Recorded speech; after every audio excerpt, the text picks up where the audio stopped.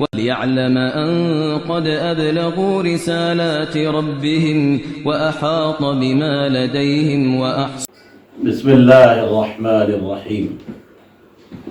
وإذا سألك عبادي عني فإني قريب.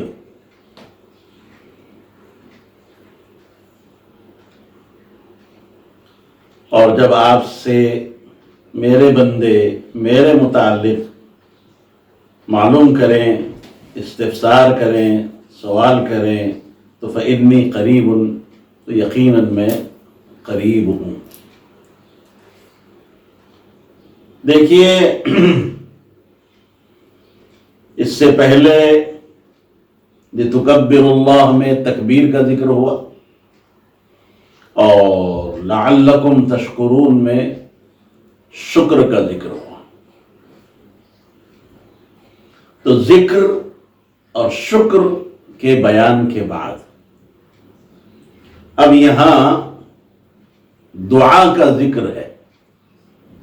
یاد رکھیے، اہم بات ہے، ذکر اور شکر کے بعد دعا کا ذکر، دعا کا بیان۔ اور یہ بیان کہ حق تعالی اپنے لطف، کرم اور رحمت کے اعتبار سے بندوں کے بے انتہا قریب ہیں۔ بندے کے ذکر کو اور شکر کو وہ جانتا ہے، اس پر مطلع ہے، اور اس کو سنتا ہے، اس کی ندا کو سنتا ہے، اس کی دعا کو قبول کرتا ہے۔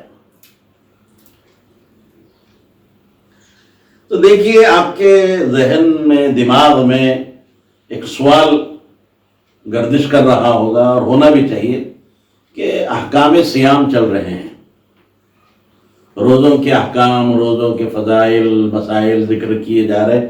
یہ درمیان میں وَإِذَا سَأَلَكَ عِبَادِي عَنِّي فَإِنِّي قَرِيبٌ أُجِيبُ دَعْوَةَ الدَّاعِ إِذَا دَعَانِ فَلْيَسْتَجِيبُوا لِي وَلْيُؤْمِنُوا بِي لَعَلَّهُمْ يَرْشُدُونَ۔ یہ دعا سے متعلق بات کیسے آ گئی؟ اس کو کیا تعلق ہے، کیا جوڑ ہے، کیا مناسبت ہے؟ تو یاد رکھیں، حضرات مفسرین نے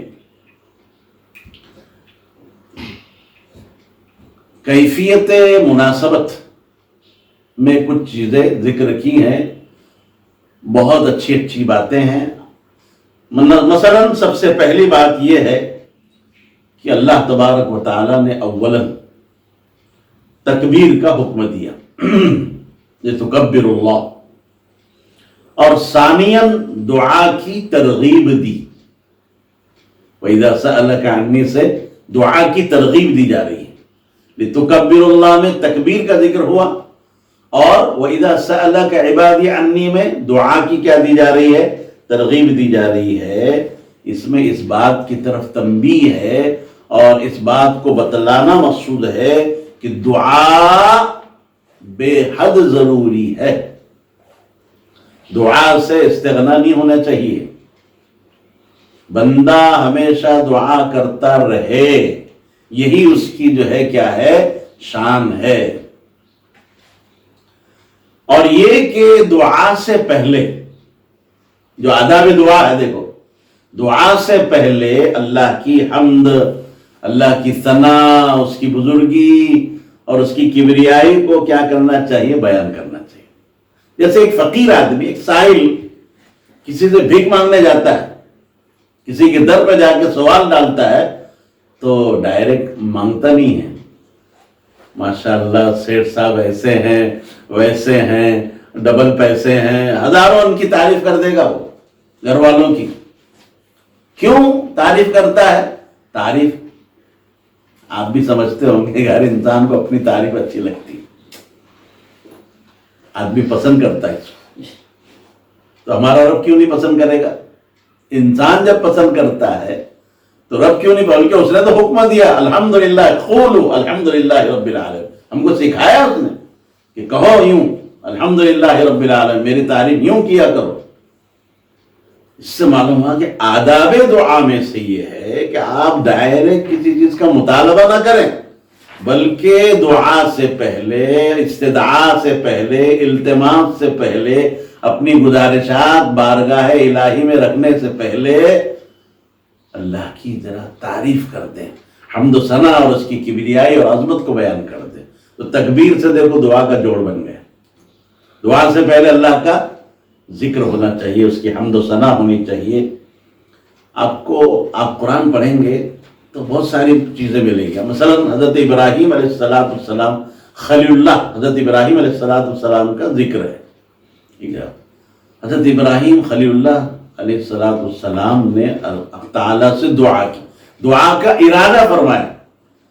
تو اس سے پہلے حضرت ابراہیم نے اللہ کی جو ہے بزرگی اور حمد و ثنا بیان کی. الذی خلقنی فہو یہدین، جس نے مجھے پیدا کیا، ویہدینی، اور وہ مجھے کیا کرتا ہے؟ ہدایت کرتا ہے، میری رہنمائی کرتا ہے. پھر اس کے بعد ایک لمبی چیز آپ پڑھیں گے تو سمجھ میں آئے گا. اور اس کے بعد کہا کہ جو ہے ربی ہب لی حکما والحقنی بالصالحین. دیکھو یہ دعا ہے، یہ دعا ہے. دعا سے پہلے آپ نے خلیل اللہ نے کیا کیا؟ اللہ کی حمد، اس کی بزرگی، اس کی ثنا کو بیان کیا، اس کی جو ہے خوبیوں کو بیان کیا. اور ہمارے نبی کریم صلی اللہ علیہ وسلم کا پورا جو ہے طریقہ آپ کے سامنے ہے. ہمارے آقا جب بھی دعا کرتے تھے اللہم انت السلام منک السلام تبارکت ربنا وتعالیت یا ذا الجلال والاکرام. یہ کیا ہے؟ کیا ہے؟ اللہ کی بزرگی ہے، اس کی حمد و ثنا بیان کی جا رہی ہے. دیکھو اب ساری دعاؤں میں پہلے اللہ کی حمد و ثنا کا ذکر آتا ہے، بعد میں جو ہے دعا کا ذکر ہوتا ہے. بہرحال اس میں یہ اشارہ ہے، لطیف اشارہ ہوا. دوسری بات جو ذکر کی ہے وہ یہ ہے کہ اللہ نے روزے فرض فرمائے. ٹھیک ہے، ابتداً آپ کو معلوم ہونا چاہیے کہ یہ حکم تھا کہ جیسے ہی نیند لگ جائے، اب سونے کے بعد کھانا پینا اور جماع وغیرہ بالکل ممنوع ہو جاتا اور روزہ آپ کا شروع ہو جاتا. انتہائی شاق بات تھی اور اہل ایمان پر یہ شاق گزرا بھی، شاق دشوار ہوا بھی، اور بعض حضرات سے اللہ کے حکم کی خلاف ورزی بھی ہو گئی. مثلا جیسے آگے تذکرہ آئے گا اس کا کہ اپنے زوجہ سے انہوں نے صحبت کر ڈالی اس حالت میں. علم اللہ انکم کنتم تختارون انفسکم فتاب علیکم. بہرحال آگے اس کا مستقلاً کیا ہو رہا ہے؟ ذکر آ رہا ہے. تو اس پر حضرات ان لوگوں کو اپنے اس فعل پر کیا ہوئی؟ ندامت ہوئی، پشیمانی ہوئی. اور انہوں نے نبی پاک صلی اللہ علیہ وسلم کی خدمت میں یہ عرض کیا کہ یا رسول اللہ ہمارے لیے کوئی توبہ کی گنجائش ہے؟ یہ ایسا ہم سے ہو گیا ہے، ایک ممنوع فعل کا ہم نے ارتکاب کر لیا یا رسول اللہ، یا نبی اللہ، کیا کریں؟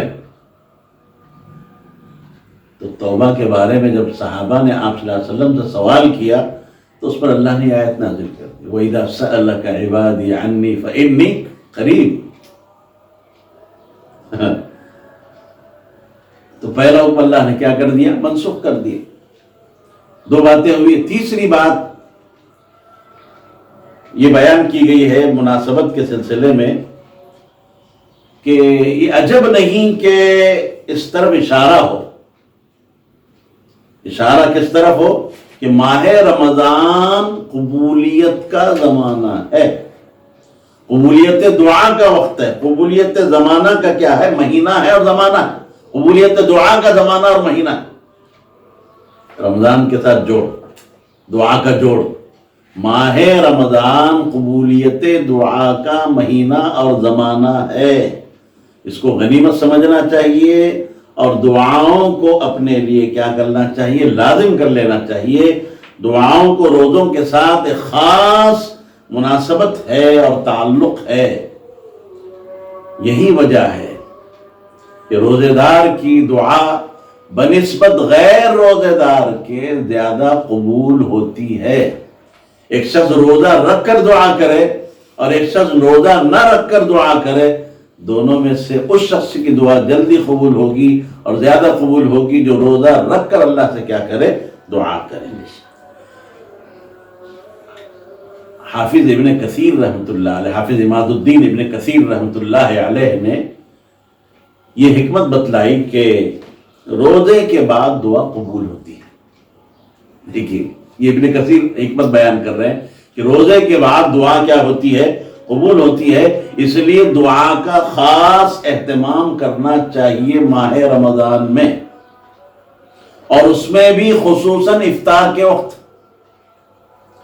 رسول کریم صلی اللہ علیہ وسلم کا ارشاد مبارک آپ نے بھی سن رکھا ہوگا۔ اللہ کے نبی صلی اللہ علیہ وسلم نے فرمایا، امام ابو داؤد رحمۃ اللہ علیہ نے اس کو جو ہے نقل کیا ہے، عبداللہ بن عمر رضی اللہ تعالیٰ عنہ اس کے راوی ہے، وہ فرماتے ہیں کہ نبی کریم صلی اللہ علیہ وسلم نے ارشاد فرمایا کہ للصائم عند فطره دعوت مستجابۃ، للصائم عند فطره دعوت مستجابۃ، کہ روزے دار کے لیے افطار کے وقت، اس کے افطار کے وقت ایک مقبول دعا، اس کی دعا قبول ہوتی، دعا دعوت مستجابۃ۔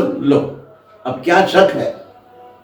ایک طرف اللہ کہہ رہے ہیں مجھ سے مانگو، دوسری طرف رسول اللہ کہہ رہے ہیں، کہہ رہے بھائی افطار کے موقع پر دعا قبول ہوتی ہے، پھر بھی ہم جناب عالی پتھر کے صنم بنے ہوئے ہیں۔ کیا بنے ہوئے ہیں؟ پتھر کے صنم۔ ہمارے جو ہے نا کانوں پر جوں تک نہیں رینگتی، اب اس کی بھی توفیق نہیں، ہم تو دستار خان پر بیٹھے ہوئے فالودے دیکھتے رہتے ہیں، ہم ان سے تکتے رہتے ہیں، گلاب جامن کی تو ہماری نظریں ہوتی ہے۔ ارے بھائی سب چھوڑو، دست و دعا ہو جاؤ، بارگاہ عزتی میں ہاتھ اٹھا کے کچھ مانگ لو، کچھ دن باقی رہ گئے میرے بھائیو، دعا کا اہتمام کرو۔ یہ اخیری عشرہ اور عشرہ اخیرہ کا بالکل اخیری جو ہے ایام چل رہے ہیں، آج 27واں روزہ چل رہا ہے، اس لیے کچھ روز باقی رہ گئے ہیں، اس کو غنیمت سمجھو جی۔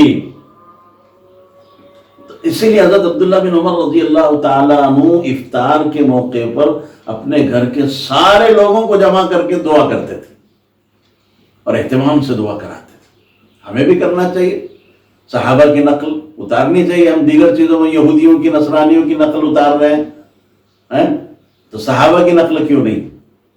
اللہ کے رسول کی نقل کیوں نہیں؟ اللہ ہمیں جو ہے توفیق عطا فرمائے جی۔